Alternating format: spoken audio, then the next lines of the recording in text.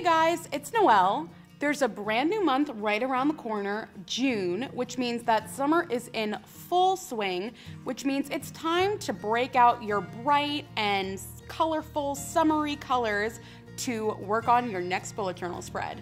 I'm gonna show you how I set up my first summery bullet journal spread so that maybe it'll give you some inspiration for yours. But before I get into it, definitely subscribe to 17's YouTube channel so that you don't miss out on any of our future bullet journaling tips and tricks.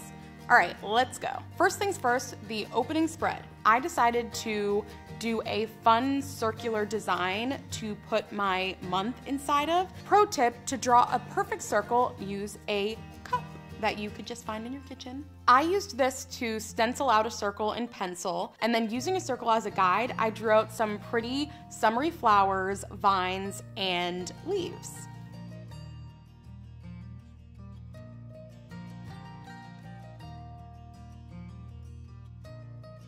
Ignore those two orange circles. I accidentally started coloring it in with gel pen before I erased my circular guide. So erase your pencil first and then start coloring in. How I'm gonna tie my monthly setup together is that I'm gonna carry these summery flower designs throughout my entire monthly setup. So definitely take note of what colors you used to color in each flower, leaf, vine, etc. Moving on, I wanted to keep my monthly super simple, but also very pretty. So what I did was write out June in the top left corner, and then I drew a pink line across the top of the page. Then I wrote out personal in loopy, fun calligraphy. Then I drew some of the summery flowers that I had on my opening spread around the title. Then under that, I split the page into two columns to write out the days of the month, and then highlighted the start of each week in the same pink that I highlighted my title with.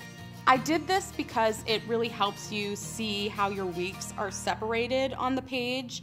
If you don't do it, sometimes I find that all the days kind of just like mesh together and you don't know what week you're in. This is just a super simple way to avoid that. Then on the right page, I basically did the same thing, but separated the page into three columns with my pink line. And then I wrote goals on the top one, tasks in the middle, and notes at the bottom. Then I drew my summary designs around each one and colored them in. On to the habit tracker. I merged together the sleep tracker and the habit tracker a couple months back, and I'm changed for life. Like, I really like it. So I'm gonna do that again as not to waste paper. The way I did this was I wrote June habits in my loopy calligraphy and then drew a pink line across the top, and then I drew a couple of vines and leaves and flowers next to it, and then I wrote out the days of the month. Then I added the highlight because sometimes if you highlight after, it can smudge the marker, so I just wanted to avoid that. So I highlighted first. Then I wrote the days of the month under the numbers. Then I used my ruler to create my graph. Then I wrote out the habits that I wanted to track for the month. Then I drew out a horizontal divider to separate the habit tracker from what I'm doing now, which is the sleep tracker.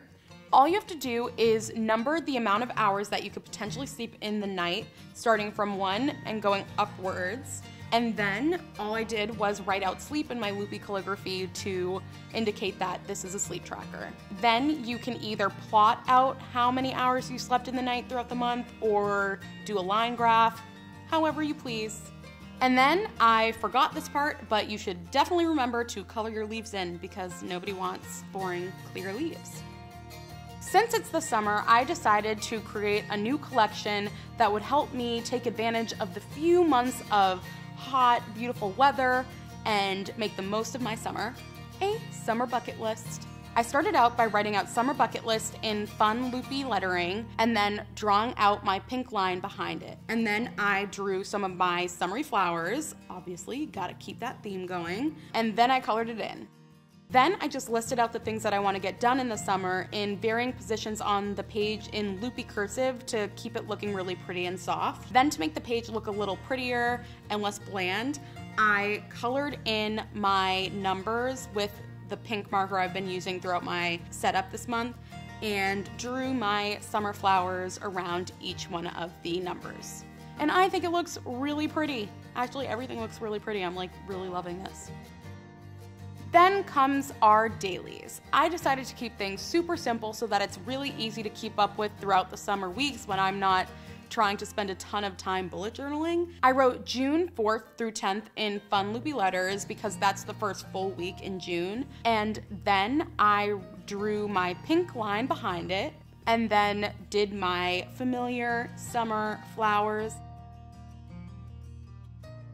Then I made a header background with pink marker across 11 columns because that's what will allow me to split this page into 2 columns, and wrote Monday in the middle of it. Then I drew little black brackets on each side to kind of make it pop. And then under it, I'll put my daily tasks, events, and notes. And that's really it. Throughout the week, you'll just add another daily divider for your day and continue on with your bullet journaling. That's it.